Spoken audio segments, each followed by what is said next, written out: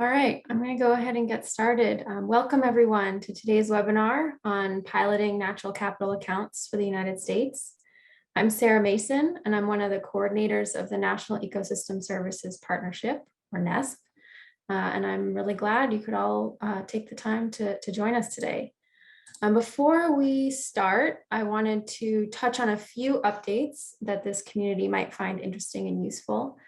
First, NESP, along with partners at USDA and ACES, was involved in a report that will be released shortly that details available spatial data sets that could be used to track status and trends of the benefits provided by natural and working lands in the United States. The report documents the findings coming out of a workshop that occurred in February, where experts from across the country came together to discuss this topic. The report is really meant to provide information that can feed into multiple ongoing national initiatives, including natural capital accounting, which we're here to hear about today, but as well as the forthcoming Conservation and Stewardship Atlas associated with America the Beautiful and 30 by 30. So if you're interested in seeing that report, version 1.0, which will be updated, will be released on this page in the coming weeks. So you're welcome to try and find that and check that out. And we will be sending out NESP announcements about that report as well. So you'll see those coming your way via our newsletter. So that was at the national level, but at the state level, many states are also looking to document and communicate the benefits provided by their natural and working lands. So NESP has also been involved in the creation of an online interactive dashboard for North Carolina that provides information about the amount of natural and working lands in the state, as well as the benefits that those lands provide for people. So you can find that at this other link that I will now drop into the chat if you're interested in checking out that dashboard. If for any reason you aren't able to access or copy down those links that I just dropped into the chat, you can email nesp@duke.edu and ask for them to be sent to you. And finally, before I pass it off to our speakers, I did just want to share that there was a special issue of Ecosystem Services where all the work you'll hear about today was published.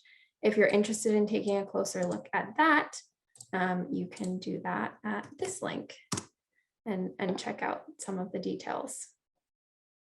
So with that, I won't take up any more time from our presenters. I want to pass it off to them. Just a note that we will have time for Q&A at the end. So if you have any questions during the presentation, feel free to drop those into the chat as you think of them. You'll also have a chance to unmute yourself and ask questions during that time, that question and answer time at the end, if you'd rather do it that way. But without further ado, Ken, I think you're kicking things off, so I will hand it off to you. Thanks so much, Sarah. I'm going to share my screen, and thank you for the invitation for all of us to present today. I'm going to begin by just touching, giving us an intro of natural capital accounting and the pilot effort that's been going on in the US that began in 2016. And I want to start by acknowledging both our funders, which are shown here, and also our working group members. We've had a great group of folks engaged in this effort over the past 5 to 6 years. As in addition to the other presenters today, that includes a few folks who are on this call who I see in the audience. So this would not have gotten anywhere without a lot of involvement and dedication on behalf of these folks. So I want to say thanks to them.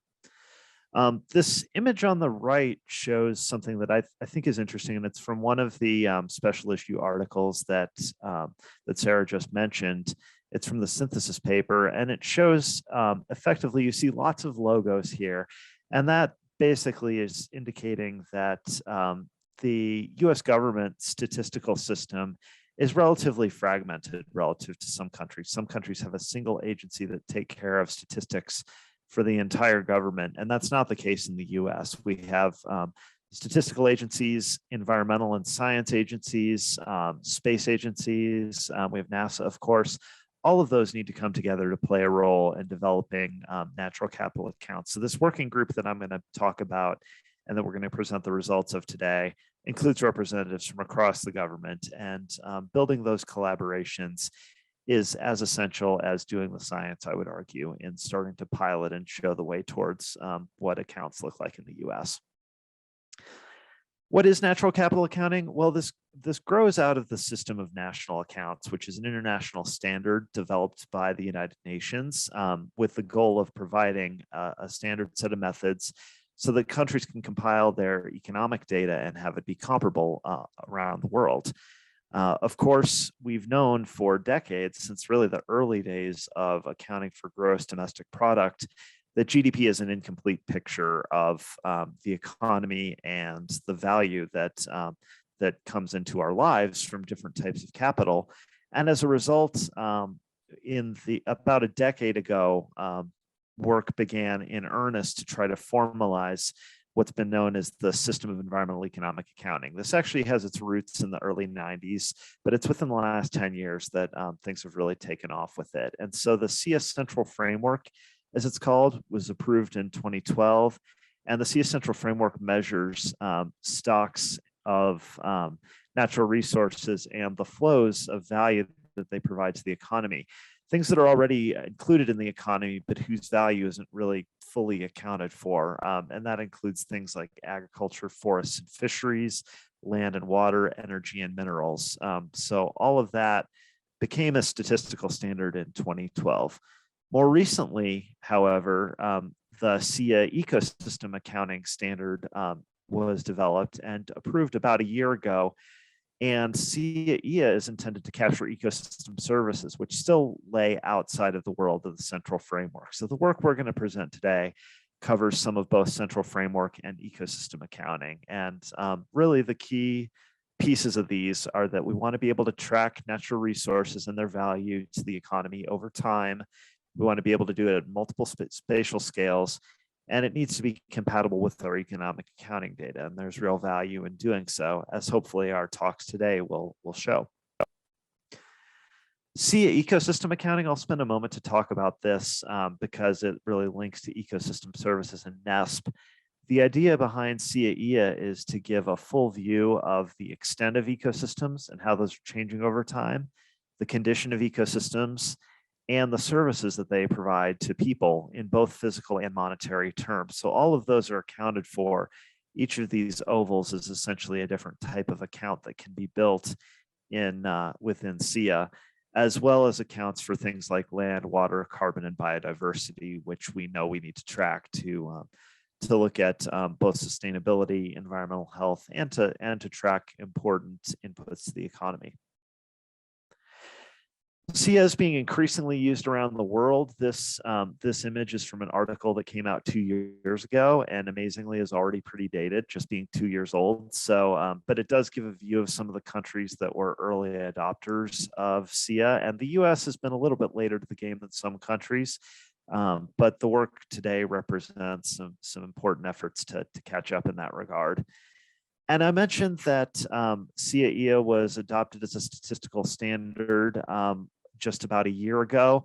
That's true for the biophysical components of SIA, the ways to measure ecosystem extent, condition, and services in physical terms. Monetary valuation, we know there are challenges remaining to that, and there was a nice commentary piece published last year shortly after SIA was approved, saying we need more work to be able to measure the value of ecosystem services at the national scale and to do it in a way that's compatible with the national economic accounts. So that's work that our community knows we need to embark on. And for the researchers in the room who might be interested in this, this is really an all hands on deck effort. And there's certainly room for additional collaboration here. The Secretary General of the UN had this to say about the passage of SIA last March, about the historic step towards how we view and value nature, and making sure we don't consider destruction of nature to be counted as economic progress. All fantastic things that many economists have been saying for a long time, but I think starting to get higher level recognition that this is really fundamentally true in today's economy. And the accounts that we've developed for the US, a quick overview of what we'll be hearing about today. Scott Wentland will be talking about land accounts, and this publication he led in the Journal of System Services. I'll come back after Scott's talked and give a description of pilot water accounts. Then we'll move on to ecosystem accounts with talks from Katie and Mehdi. In addition to that, our colleagues at the Bureau of Economic Analysis have been doing some white papers and developing guidelines for data sources and how we might proceed in the US to look at other types of, especially central framework accounts. So this is the last slide of my introduction. I just want to mention that our considerations and how we decided on data sources and models to use in this effort, we wanted to make sure that they were publicly available at a national scale. Sometimes that excludes Alaska and Hawaii, unfortunately, but at very least, we want to be able to cover the lower 48. We want to be able to summarize accounts geographically and by ecosystem type. That's especially true for ecosystem accounts. We want to be able to update the accounts in time series. Our economic accounts go back to the late 20s and 1930s, and that's part of why they're so powerful, because they give us insights going back almost 100 years now into how the US economy has changed. And we'd like to be able to do that as best as possible for tracking the value of nature. And we want to make sure we're using open tools and models wherever possible. So that's a quick introduction. I want to stop sharing and hand it off to my colleague Scott now to talk a bit about land accounts. Thanks, Ken. Let me start sharing my screen. Okay, you guys see the PowerPoint? Okay, hopefully that works. Okay, so what I want to— Sorry, Scott, oh, we're seeing it in sort of Oh. not presentation mode. Okay, one second. Let me, since I have both screens, I think, let's try this one. Okay, does it work right now? Looks Okay, good. yeah, I have two screens on, so it was a little messed up there for a second. Okay, so as Ken mentioned, that one of the pilot accounts that our group has been working on is land accounts in the US. And what I want to present today is just summarizing some of our recent research on this, as well as some ongoing projects that we're doing to update some of our methodology and talk a little bit about future work in this area. But I will give the caveat that, like I do with any of my presentations, that these are just my views, but not official views of the BEA of the U.S. government, as well as we'll be looking at some data or some results from data that is from the Zillow group, and this is also not the opinions of the Zillow group either. So, the papers I was mentioning is joint work with a number of colleagues of mine, both at the BEA and other institutions. So the Ecosystem Services paper that is called Accounting for Land in the United States, Integrating Physical Land Cover, Land Use, and Monetary Valuation, is joint work with Zach Ancona, Ken Bagstad, Jim Boyd, Julie Haas, Marina Gandelsky, and Jeremy Moulton. And another paper I'll mention near the end of this 10 minutes is a paper called For What It's Worth, Measuring Land Value in the Era of Big Data Machine Learning, with my BEA co-author Gary Cornwall, and also Jeremy Moulton is on that as well. So one of our motivations behind looking at land is actually something that we motivate in both papers, that land is this incredibly important asset, both from an economic standpoint and environmental standpoint. In fact, it's something that economists have been talking about for literally hundreds of years. If you go back to Adam Smith in 1776, he was talking about the conception of what we would now call the economy, or how we would measure the economy.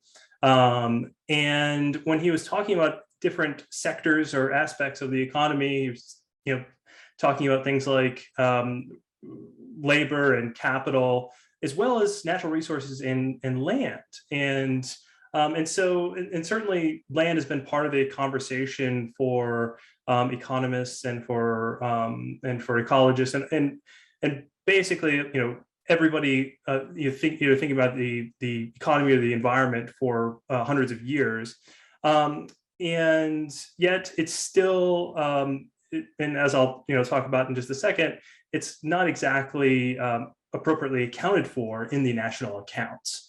And so what we wanted to do in this research is try to both look to see how far we could get with constructing land accounts, or accounting of lands, both monetarily and physically,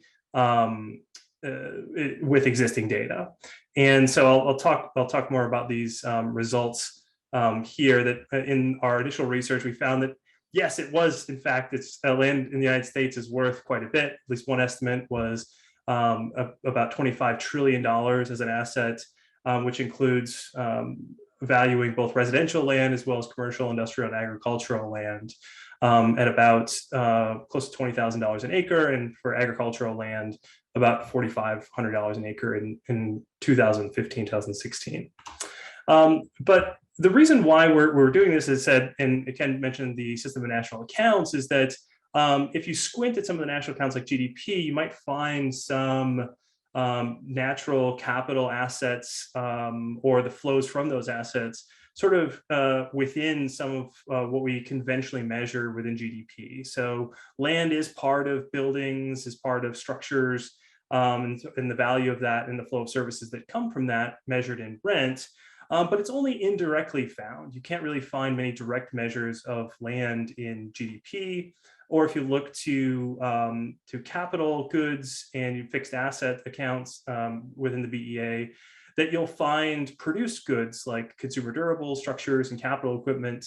But land and other natural resources and natural capital are not necessarily produced in the same way as other fixed assets are. And so if you'd go to the integrated macro accounts of the United States, which is essentially the balance sheet for the United States, you might find something like the non-financial, non-produced assets, which will include real estate assets. But at least in the United States and most other countries around the world, land isn't separately broken apart in this particular balance sheet.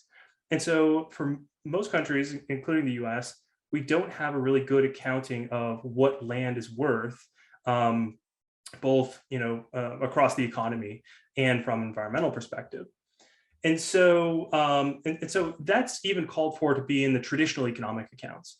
But as Ken was mentioning, the SIA central framework had called for sort of an expanded view of land accounts beyond just simply the balance sheet, to account for physical land, that is land use and land cover accounts, as well as these accounts in monetary terms. And so that's what we embarked on in this paper. And so land is sort of a good place to start for these types of accounts, in the sense that it links some of our traditional economic accounts on traditional balance sheets as a non-produced, non-financial asset, as well as our environmental economic accounts, as it is clearly a key environmental asset, as well as it serves as thematically with the ecosystem services accounts as well, which we talk a little bit about in the paper. So what we do in this paper is we spend time in the paper and in this research developing physical accounts with land use and land cover that is consistent with the SIA central framework standards, as well as monetary accounts. And I mentioned some of those statistics. I'll give a few other statistics at the end about some of our findings.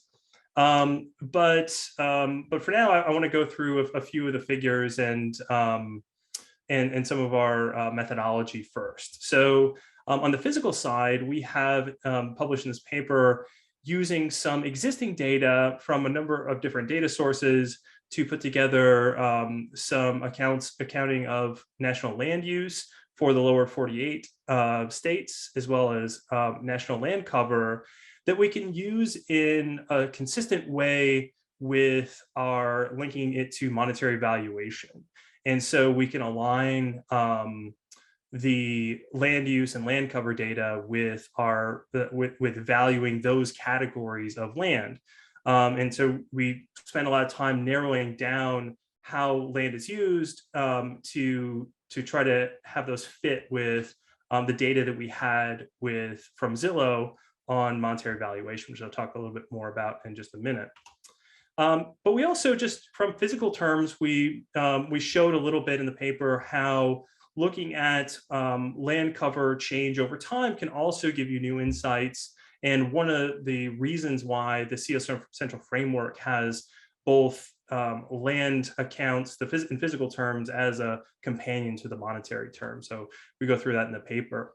Now, so I don't have enough time to cover all of what we do in terms of methodology for our land valuation, but just sort of very briefly is, because we have sort of this big data set from Zillow, which I'll talk about in just a second, we wanted to take advantage of the fact that we had data that we could deconstruct value of land with structures on it, because most land in the United States that is the most valuable has structures on it. So whether it's residential, industrial, and commercial land, which is the most valuable, they tend to have and are sold with structures on it. And so decoupling that value was essential.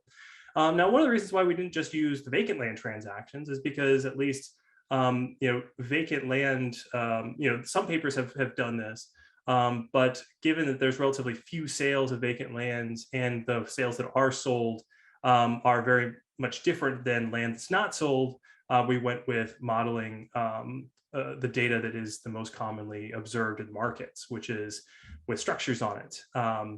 And so we did this using a hedonic model that took advantage of this rich data set that we have. I don't have enough time to go into the methodology in detail here, but one way to sort of conceptually think about this is that we're using variation in the property characteristics to isolate the value of the structure, and then we subtract the structure value off of the piece of land or of the total value to get ultimately the residual value of the land itself. And so it's sort of a way in the literature to use market prices that we observe in the data, as well as this rich variation in the data to back out land value of some of the most important land value, which is in the residential areas, even though as I'll point out in just a second, in terms of the amount of land in the US or in other countries, it's a relatively small piece of land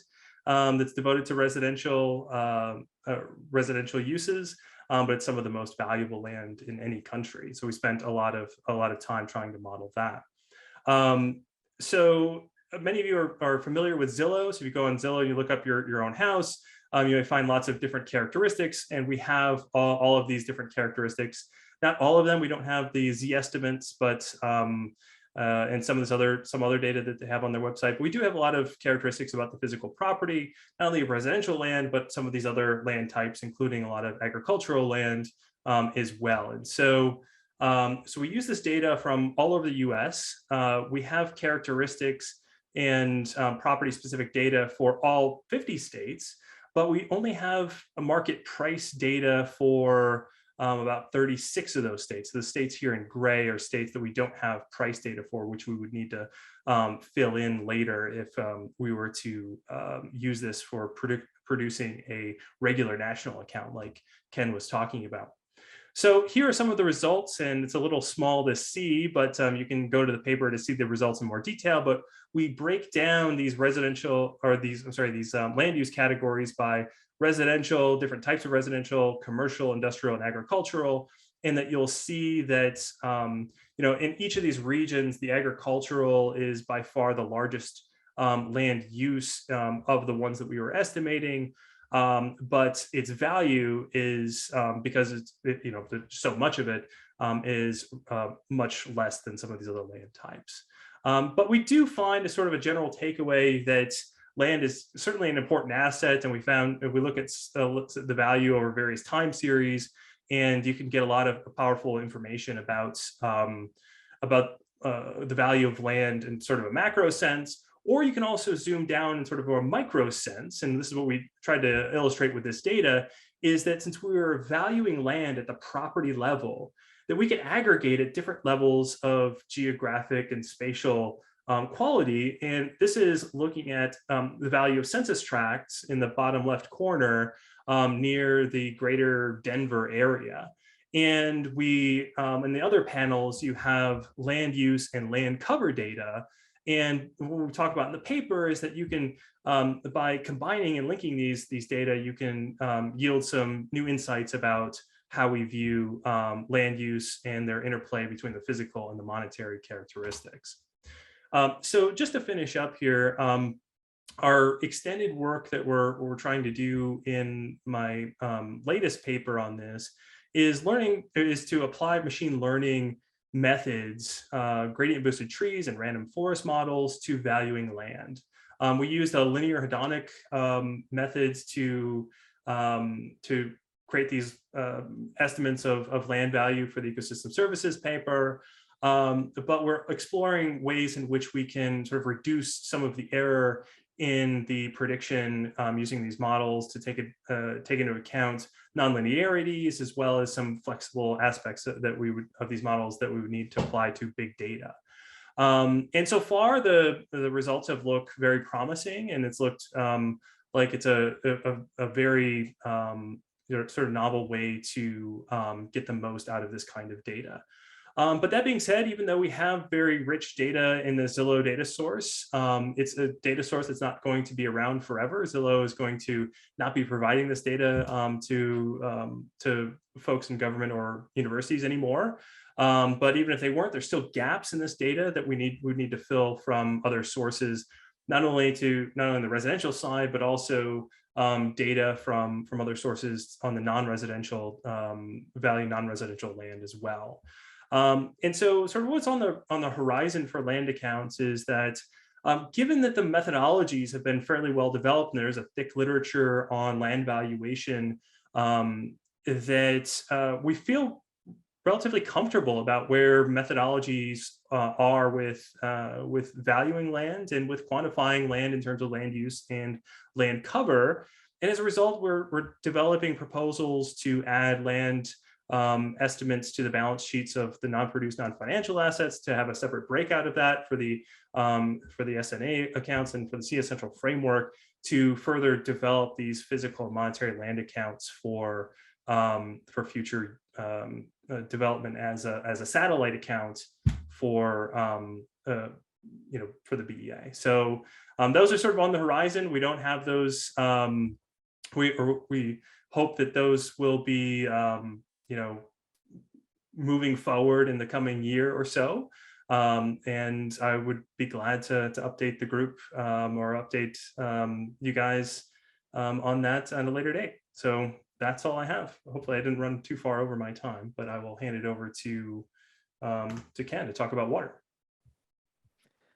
Thanks, Scott. I will share my screen again.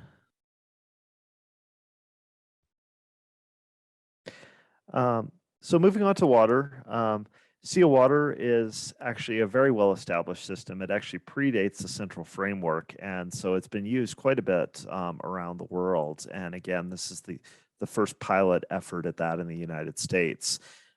SEA Water is designed to measure the asset, the amount of water that's physically available in both surface and groundwater, how that's changing over time, flows between the environment and the economy, and water quality, emissions, and valuation where it's possible. Anyone who's done valuation on water knows it's a bit tricky, and there are a number of methods to get at it, but that some of them only provide a sort of lower bound or partial estimate. One thing to mention up front is that SEA Water is part of the central framework, and so it's not really spatially explicit on a grid level. It can provide estimates at the national scale, or it can be broken out by states or other units, but it's not the sort of grid-based analysis that you'll see in the ecosystem accounts. If we add hydrologic modeling and that sort of spatial dimension, that moves toward water-based ecosystem services, which fall under CAEA, which we have not yet done in the US. So CO water is designed to look at, as I mentioned, flows of water between the environment and an economy. So we all know the hydrologic cycle and how water moves through from oceans to atmosphere to land and all of those transitions. There's also, of course, abstraction of water directly by water users, by water supply, and then its delivery to other economic units. And then the return of water back into the environment, either after treatment or in some cases without treatment. And what CO water is designed to do is to track all of these different transitions in terms of their quantity and how that's changing over time. So some of the data sources that we relied on for US water accounts, USGS has compiled water use data every 5 years, and they did that from 1950 to 2015. I have an asterisk by that because that's actually changing. There's not going to be a 5-year report issued for 2020. And instead, USGS is moving towards a next generation water use reporting system that's designed to report water use much more frequently and at a finer resolution of water use types as well. So that's not yet been fully developed, but it is going to have some important implications and some real benefits for water accounting and for many other uses. We looked at water productivity, which is just how much economic activity are you generating per unit of water use by taking GDP data generated by BEA.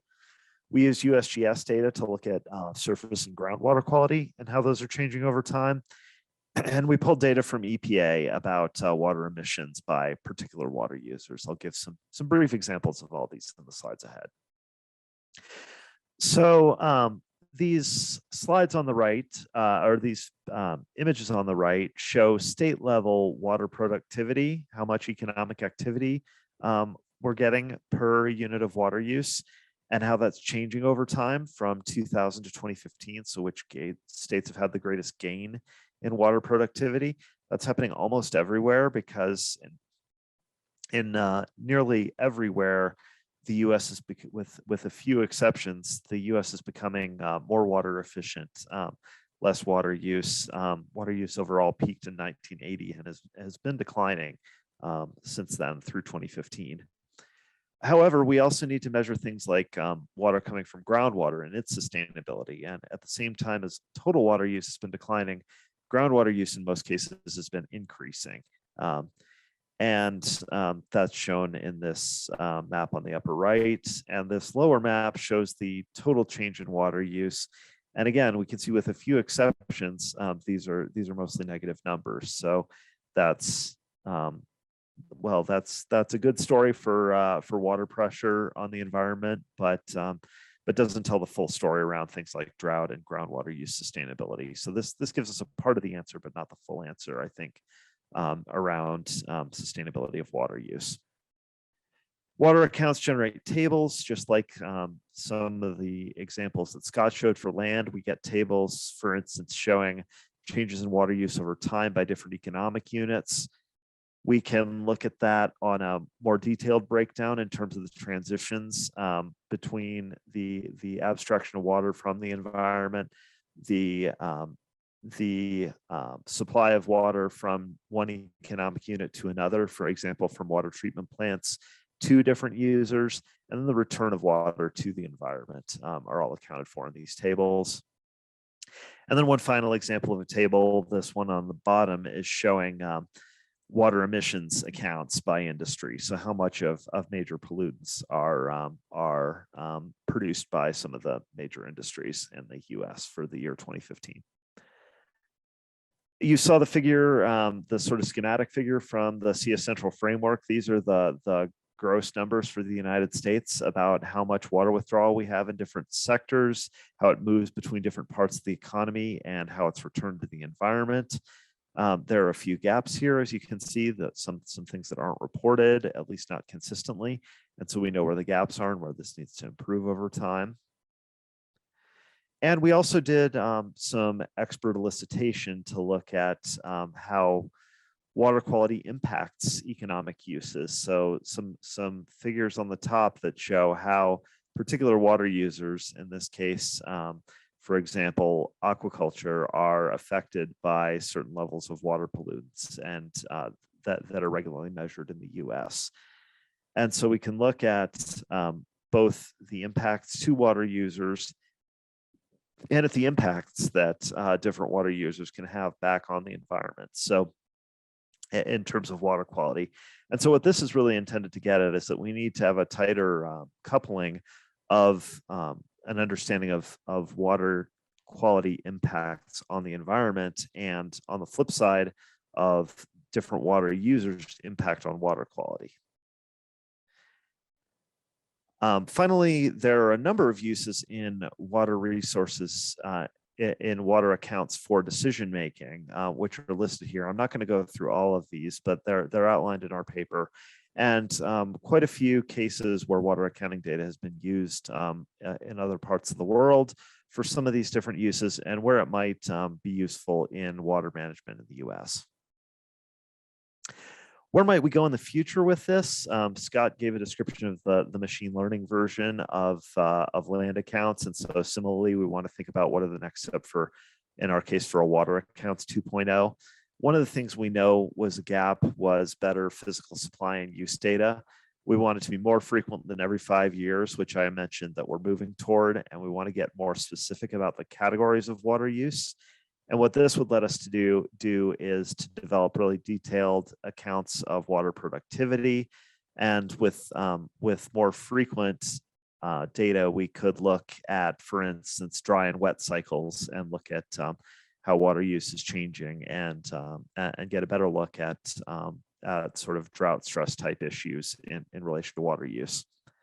I mentioned that there's already work beginning on this with the support of USGS, some of it beginning just in the next month. So we hope to have more to report on this in the years ahead.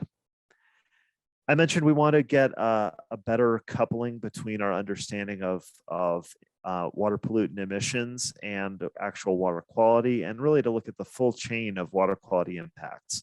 So how are industries responsible for certain emissions, and how do those emissions have subsequent impacts on other industries and on the environment? Better water quality and emissions data will let us do that. And finally, better look at water asset accounts. So to be able to track stocks of water and their year-to-year changes, and to be able to do that not just for surface water, but groundwater as well. And this was challenging to do at the national scale when we began this work in 2018. There's been more recent work that I think would allow this in a second generation of water accounts. So I hope we'll be able to do that in the future. That's my last slide. So I will hand it off to Katie to talk about ecosystem accounts. Thanks. Thanks, Ken. Let me pull up my screen here. All right, hopefully it looks good to everyone. So I'm going to talk about our pilot ecosystem accounts for the Southeast US. So Ken started to introduce the SIA experimental ecosystem accounting framework, which is what we were kind of testing out as we were creating these pilot accounts. This is an experimental framework while we were working on the pilot accounts, but it has since been formally adopted by SIA. And the framework is a specific way of organizing information about ecosystem assets, which are spatial areas of different ecosystem types, the condition of biotic and abiotic components within those ecosystem assets, which produce either things or processes that are used or appreciated by people or by economic units. And at that point of use or appreciation, we call those flows ecosystem goods and services. So as an example, an urban forest is one type of ecosystem asset, and the leaf area in its tree canopy is one measure of its condition, which relates to its ability to capture and remove air pollutants. And there are several ecosystem services that are created by that process that are directly used or appreciated by people, including the reduced air pollutant concentrations in the air that we're breathing, avoided health impacts due to reduced air pollution, and avoided health spending due to those avoided health impacts. So there are several different aspects of the SIA accounting framework that track different pieces of this information. So the area of urban forest over time would be tracked in an ecosystem extent account. The leaf area of the tree canopy would go in an ecosystem condition account. And the ecosystem services I described in the ecosystem services supply and use accounts. There are two types of those, one for tracking physical flows, like the reduced air pollutant concentrations, and then one for monetary flows, like avoided health spending. So a lot of the work that we did as we were developing the pilot ecosystem accounts was figuring out how all of the available data that we had that, we had collected because it was somehow related to ecosystem services fit into this accounting framework. And what we ended up finding was that a lot of the data that we had didn't actually meet the criteria to go into a supply use account. So it didn't represent ecosystem services that were directly used or appreciated by people. So instead, we put a lot of the information that we had into the ecosystem condition account, which is a lot more flexible, and it can include information really on any aspect of ecosystem condition that relates to its ability to provide ecosystem services. So this table just shows what we ended up putting into these different parts of the accounts. So the supply use account, we had recreational birding, measures the number of birding days people participated in. And then we also had air quality, which is the concentration of air pollutants that are relevant to human health in developed areas. In the condition accounts, we had a variety of metrics that related to things like biodiversity of birds, the amount of air pollutants that were removed, that process, water purification, wild pollination, and carbon. So there are accounting tables that are in the paper that we developed for each of these, but rather than kind of showing you those actual accounting tables, which aren't the most kind of user-friendly and presentation-friendly format, I'll just be pulling out some of the highlights that illustrate the type of information we can get from these accounts. So first, we can use the accounts to understand how different types of ecosystems provide services. This table is showing the recreational birding data by ecosystem type. So one thing that stood out to us is how important developed areas are for recreational birding. More than a third of all the recreational birding days in the Southeast took place on developed land, especially the lower intensity development classes like open space. And the method for capturing recreational birding excludes backyard birding. So this is not just showing that people are looking out of their windows and counting that as birding. It seems to be that when there are good places for birding in close proximity to places where people live, those areas tend to be highly used. Outside of developed areas, forests, open water, and wetlands are also important ecosystem types for birding in this region. The accounts are also helpful for identifying geographic differences in the potential to provide services. So here we're looking at differences between states in how well their supply of pollinator habitat is meeting demand for pollination services. So the metric here is looking at the area of pollinator habitat that's close to pollinator-dependent crops compared to the actual area of pollinator-dependent crops that need to be pollinated. There's quite a big range on this metric among southeastern states. So Arkansas has the lowest ratio. It has only a little bit more than half as much pollinator habitat as pollinator-dependent crops, while Georgia has almost 10 times as much habitat as crops. And because this is all coming from spatial data, we can zoom in and kind of look at the spatial arrangement of pollinator habitat and pollinator-dependent crops to see what's driving these differences. So the maps here, the left one is Arkansas. So you can see it's got quite a lot of pollinator-dependent crops kind of distributed throughout with just little kind of concentrated areas of pollinator habitat. Versus Georgia is shown on the right, which has much smaller and more scattered areas of cropland that are surrounded by larger areas of pollinator habitat. Of course, we're also interested in tracking changes over time. So this table is showing changes in air quality between 2010 and 2015. There's a lot of negative numbers here showing that air quality is generally improving. There's a little bit of an exception in Alabama and for specific pollutants in other states. And then the bottom half of this table, so the top half of the table is just showing the change in concentration over time. The bottom half is showing the difference in the removal rate, so how much of the air pollutants the vegetation is actually removing. And that follows a similar pattern as the overall concentration change. And that's partly because the removal of pollutants by vegetation is partly driven by how much of those pollutants are in the air. So if there's less there, there's less to remove. And there's also a lot of other components that play a role, things like precipitation and wind. Finally, we found it really interesting to look at information in the ecosystem services accounts along with some of the other accounts, so like the land and water accounts that Ken and Scott just spoke about. So one thing that we did was zoom into the Atlanta metropolitan area and pool specific metrics just for that area. So this is an interesting area because the population grew by 24% between 2001 and 2011. And that drove a lot of other changes that you see here. So there's a lot of expansion of developed land cover at the expense of other types of land cover like agriculture and forest land. Water use actually went down despite the increase in population, which goes along with what Ken was saying about higher water efficiency generally in the US. But water quality also decreased with a lot of the water monitoring sites reporting declines in water quality over this time period. We also see a really big increase in recreational birding days, which likely stems from a larger population, and a slight decrease in carbon storage, likely from the decline in forested land cover. And I won't get into the specific urban ecosystem accounts because Mehdi will be speaking about those next. So throughout this process, as you can imagine, we encountered quite a few data gaps related to each specific ecosystem service that we were trying to include in the accounts. One thing that's really tricky about ecosystem services is that for many of them, there is not currently a way to directly measure the flow of services from ecosystems to people.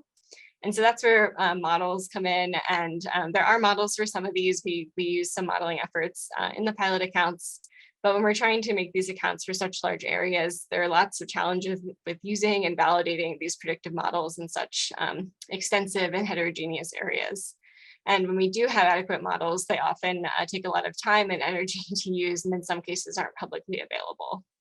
And then we also run into issues with the spatial and temporal resolution of the available data.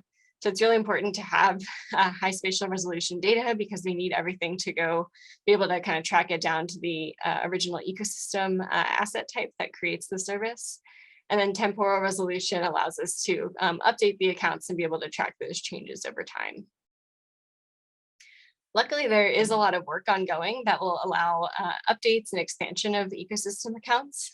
There's always new data sets coming out, new models being developed that could be pulled into this. So just as a few examples, Mehdi Heris, you'll hear from next, has been working on a model that can estimate the contribution of wild pollinators to crop production. And that would let us move the wild pollination information in the accounts from the condition account into the supply use account, which would be great. There's also improvements to things like land cover data, which are the foundation for many of the ecosystem services metrics. And Ken and Mehdi, among others, have been working on new tools like Aries that can facilitate more frequent updates and just easier incorporation of new data, new models as they become available. In the future, we'd love to extend the geographic scope of these accounts to cover the rest of the US and to add new ecosystem services, especially to meet user interests. And then the second half of this is actually supporting decision makers and using the information in these accounts. So one thing we've explored doing is creating accounts for specific geographic areas. So drilling down within individual states to look at certain metropolitan areas or perhaps land that's managed by certain government agencies, just to pull out what's most relevant information for decision makers to consider. And then to use everything that we learned from working with decision makers to make sure that future versions of the accounts are even more relevant to them. So I think I'll stop there and hand it over to Mehdi to wrap it up.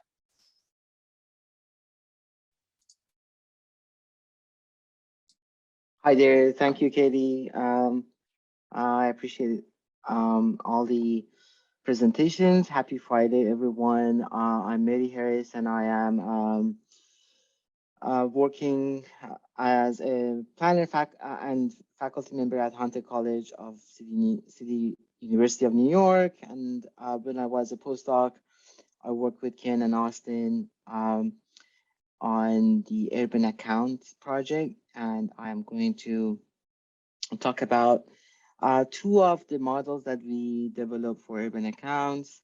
One is heat mitigation, and the second one is rainfall interception.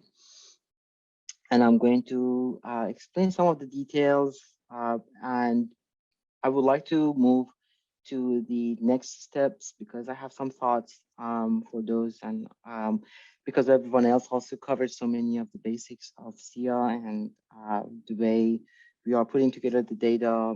Katie mentioned about the data gaps, so I'm going to really focus on some other thoughts in order to reduce or overlap. For the urban account project, we worked on about 700 cities, those cities with population over 50,000. So those cities are basically distributed all over the continent. For those two projects, we try to use the data that it is consistent across the landscape and it is producible and bring some basically reproducibility for our project. For our heat mitigation project, we used surface temperature from Landsat data, and we also used NLCD tree cover data, NLCD land cover data, and weather station data from NOAA's data center or climate data center. We used building footprint data that Microsoft generated. That data has a new generation now, so it is good to see that that data also is being produced periodically. And we also use some building energy use data. So all these data are being produced periodically, and it is possible to update this project for future years. For the rainfall interception model, we also use land cover data from NLCD, tree cover data from NLCD. We got precipitation data from weather stations and MODIS data for seasonality and the start and end of season. For heat mitigation, let me explain some of the details for heat mitigation. One of the main products in this project was putting together about 3,000 Landsat images, but for different scenes. So multiple scenes had basically when I see those tiles had multiple images. So we basically compressed them. We got the daytime median value for those tiles, summertime only. And this is basically gives us a relatively consistent reading of surface temperature from 2013 to 2018. When you see those surface temperatures for different cities, you can see that they are quite different. And the distribution of the temperature is different. And we wanted to know how trees can help us to mitigate temperature. So, and surface temperature was one of the key data sets that we used.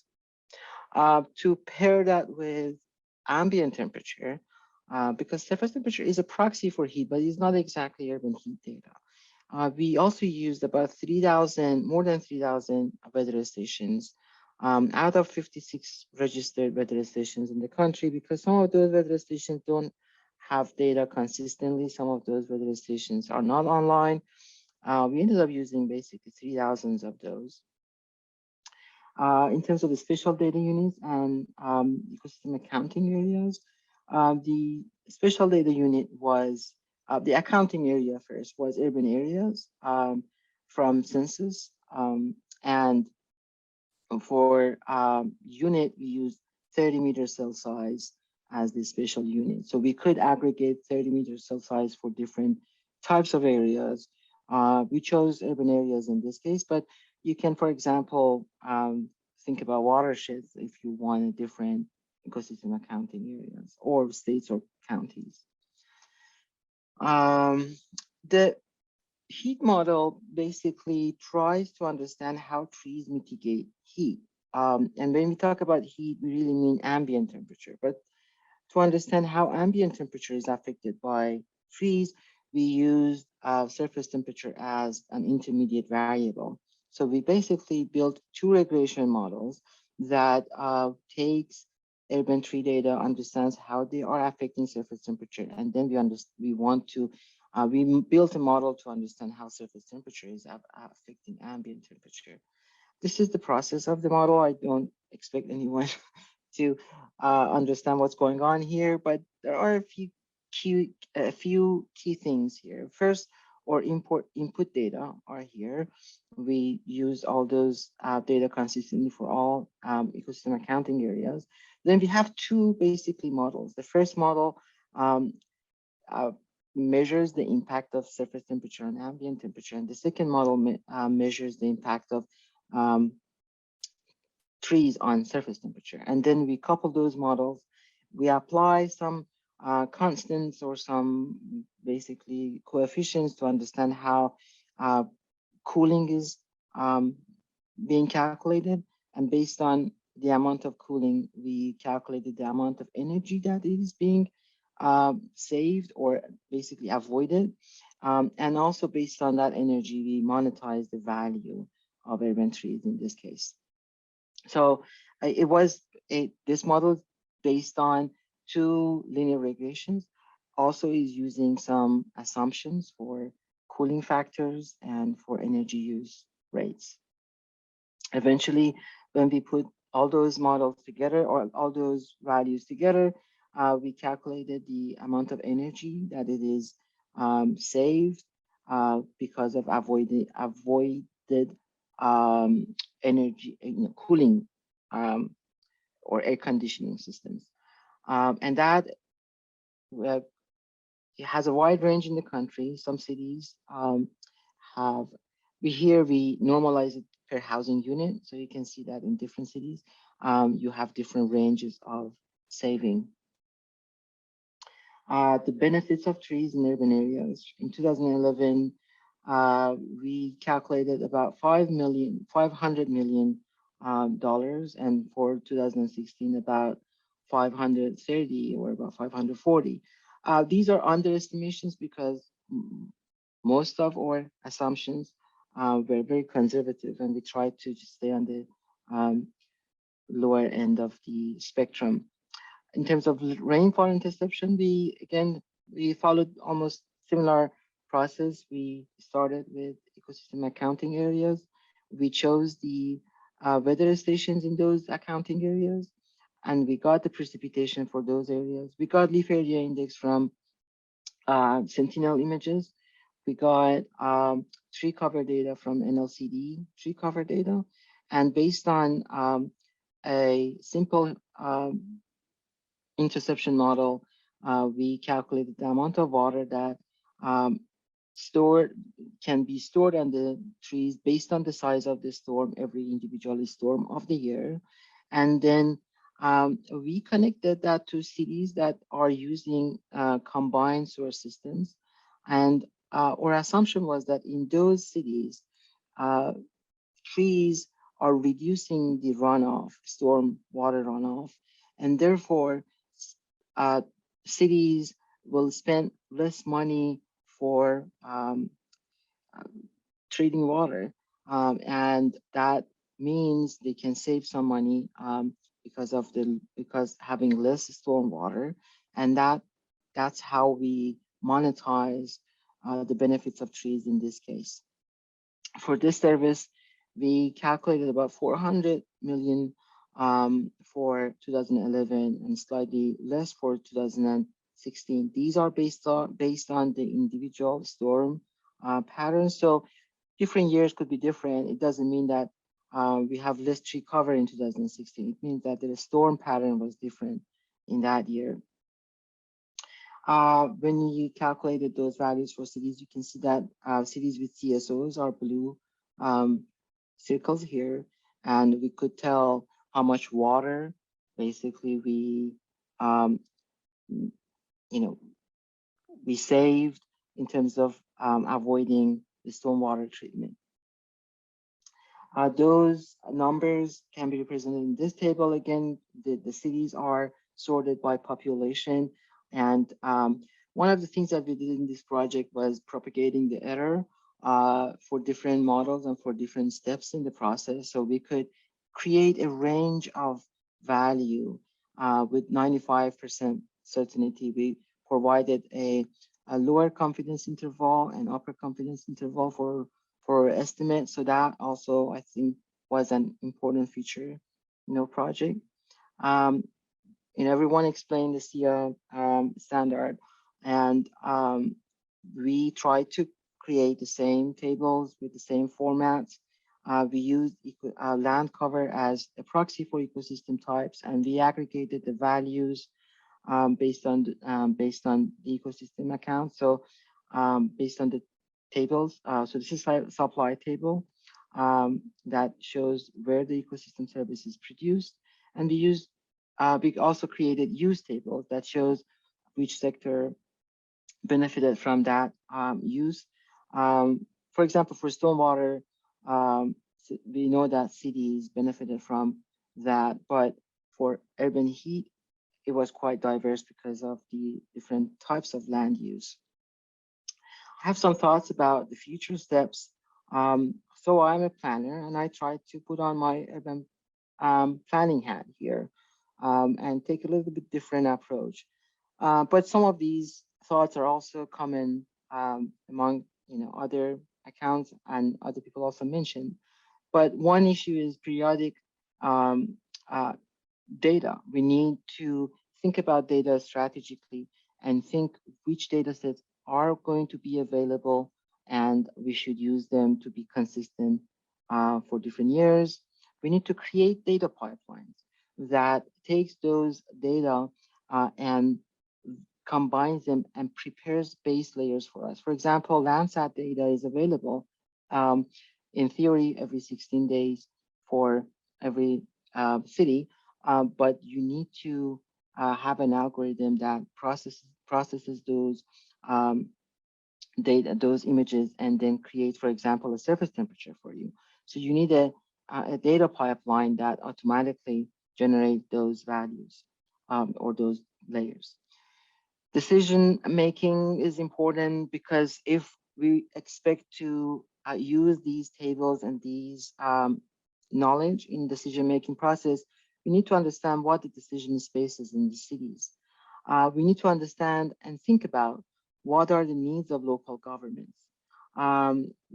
Climate resiliency is a very important issue for local governments now to think about urban heat, extreme weathers like flood, and other issues, other relevant issues in urban areas. So we need to understand how these accounts can help cities with planning for climate resiliency. The other important issue is environmental and social justice. We need to understand how these benefits are distributed among different populations and how cities can use this data for basically prioritizing their policies in those different neighborhoods. We need to think about urban planners and how they are making decisions in their day-to-day job. Main tools in urban planning is zoning. I know that many people don't like zoning, but zoning is a very central key and central tool in planning. So we need to know how those regulations can be organized in zoning and zoning books and zoning types, design guidelines, and community plans. Those are the way that planners think about landscape and neighborhoods. So we need to think how these accounting tables can inform those plans. Small cities and large cities are different. They have different staffing capacity and data capacity. So that's another thing to consider. Decision space in cities. When you think about this, those, you need to think about the public process. And public process for urban planning means we want to build vision or make visions, how these tables and these information can help planners to make visions. How can we use these information for urban form and land use regulations, and how we can use these information to change our procedural factors or institutional planning factors. Eventually, we want to know that converting data, information, maps, and accounts to some accessible knowledge is the key here, because that knowledge is going to be the piece of information that the general public, activists, and planners are going to use. So again, I want to wrap this up by saying that activists are important liaisons in plan making process. And if we can also target them to be able to use our tables or accounts, then it is more likely to see that the work that we are doing eventually going to be implemented in urban areas. And urban areas are key because, you know, many people live in urban areas. We have so many climate challenges in urban areas, and that's why we have to think about this space and this geography and scale. Thank thank you so much. I tried to just be short and efficient, but I'm here to answer any questions. Thank you, Mehdi. A huge thank you to all our presenters, to Ken, Scott, Katie, and Mehdi. Thank you so much for spending your time with us today. Mehdi, you ended on a really great point to sort of lead into our upcoming NESP webinar. We're going to have a second webinar on natural capital accounting in late April or early May that will focus on the policy applications of these accounts. So please keep your eyes out for an announcement about that. If you're not currently signed up for our newsletter, you can do that on the link I just shared in the chat. I apologize that the Q&A time got cut short here. If you do have any burning questions for the presenters that didn't get answered in the chat, you can feel free to send those via email. So you can send them to nesp@duke.edu, and I will get them to the proper presenter. But thank you again so much for being here. Thanks to our presenters, and hope everyone has a great weekend. Bye.